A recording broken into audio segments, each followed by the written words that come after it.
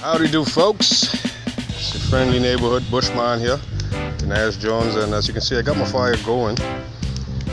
And what I've done is I have a makeshift grill. This is how I took a couple center blocks here, and as you can see I got my grill going.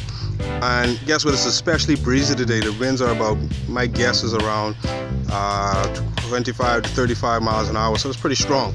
And as you can see, the breeze ain't really affecting my fire like that, huh?